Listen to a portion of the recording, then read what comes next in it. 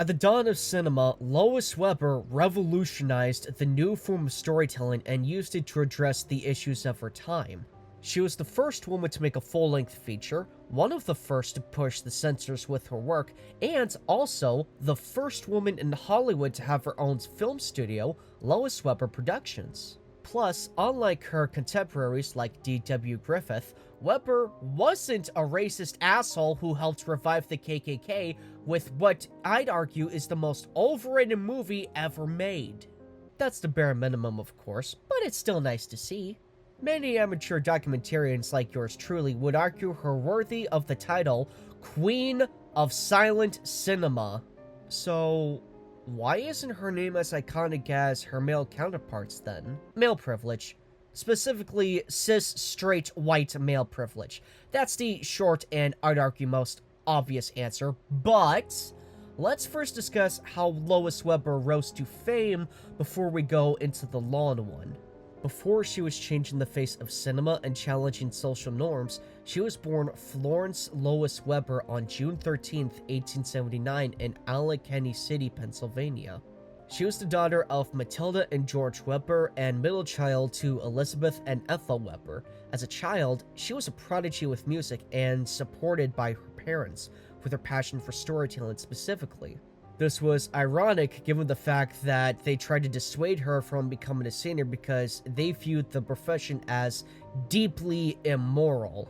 It didn't go well, and Lois left home at 21 years old to try and make her name across the country. This was short-lived as she soon had to return home when her dad got sick, and aside from the obvious struggles of that alone, she also faced personal ones with trying to find work she desired. Her own church forbade her from joining their choir just because she sang in New York. To repent for her sins, she joined the church army, which was your standard religious group dedicated to rehabilitating drug addicts and alcoholics. She'd work around the city in prisons, asylums, and quote-unquote red light districts. Eventually, her uncle suggested she try preaching to chorus girls and landed her a gig with a group traveling through Pennsylvania. In her own words, "I joined the chorus for the sole purpose of converting my fellow chorus girls." It didn't work. In a good way, because they converted her instead by being the nicest people she'd ever met up to that point. She soon joined the road company of Why Girls Leave Home, receiving positive reviews from groups like the Boston Globe saying she sang 2 very pretty songs very effectively and won considerable applause. It was around this time she also caught the attention of then 38-year-old stage manager Philip Smalley. Upon giving him a lecture when he offered her a drink, he was head over heels for her and asked her to marry him the next day.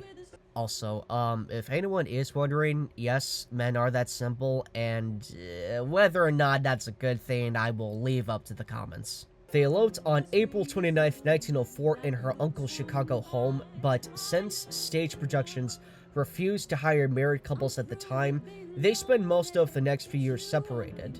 Lois would work as a homemaker during this time while also writing her own screenplays.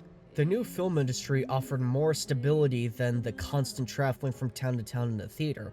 She soon began working for the Gaumont Film Company, and they actually produced prototypes of talking pictures by recording sounds on discs, which would evolve into the full-length talkies in just a few decades.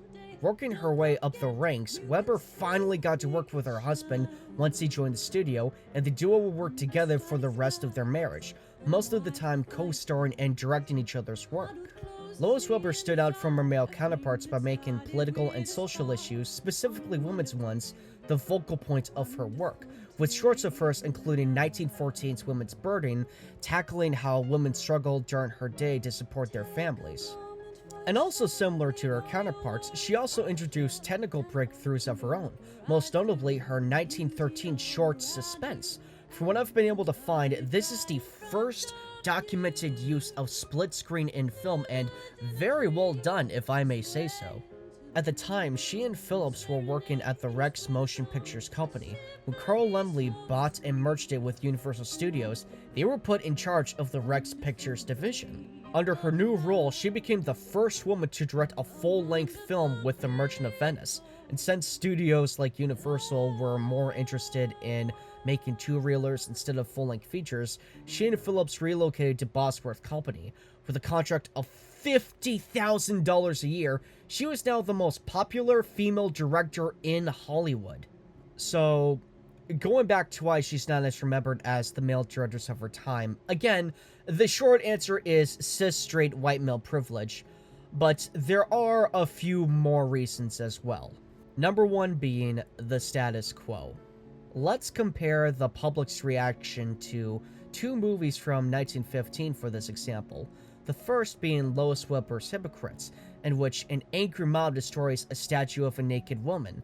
The main themes of this film, of course, being society's hypocrisy in regards to topics like sex, romance, and politics. The other being D.W. Griffith's The Birth of a Nation, a movie that portrays the KKK as a righteous organization that only wanted to defend the South from Northern oppression, and also portrayed black people as uneducated brutes.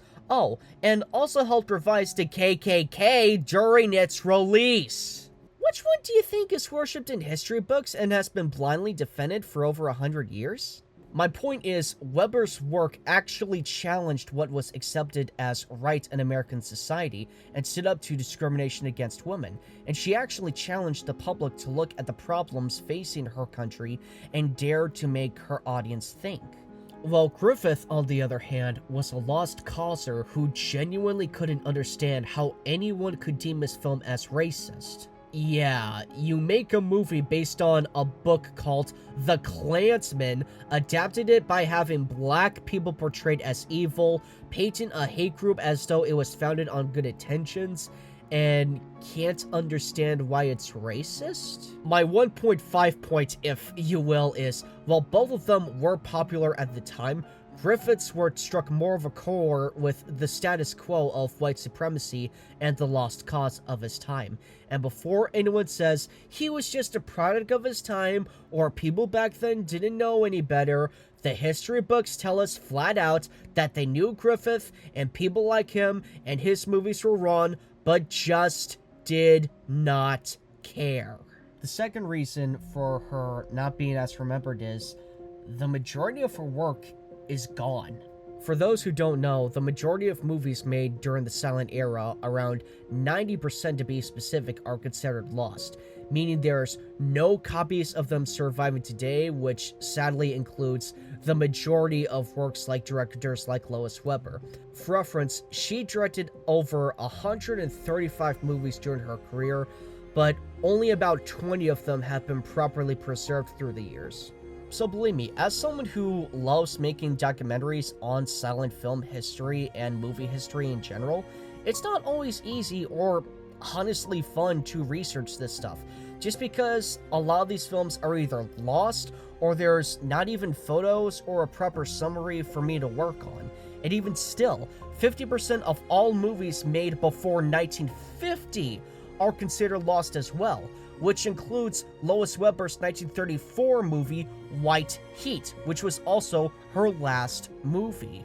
So, one of the reasons people like her don't get the same level of recognition as directors like Griffith or Cecil B. DeMille is literally because we can't see a lot of her work anymore. And the third reason is, people eventually just got bored of her. While modern artists have a variety of methods to keep in touch with audiences like theater, radio, and television, people from the silent era could have their careers over in the blink of an eye. This is sadly what happened with people like her. While she was recognized for her importance in bringing social issues to the forefront, people just got tired of her. They weren't interested in hearing what she had to say anymore, and while she continued to work in Hollywood and make films through the 20s and early 30s, her name became less and less powerful than it once was a few decades earlier.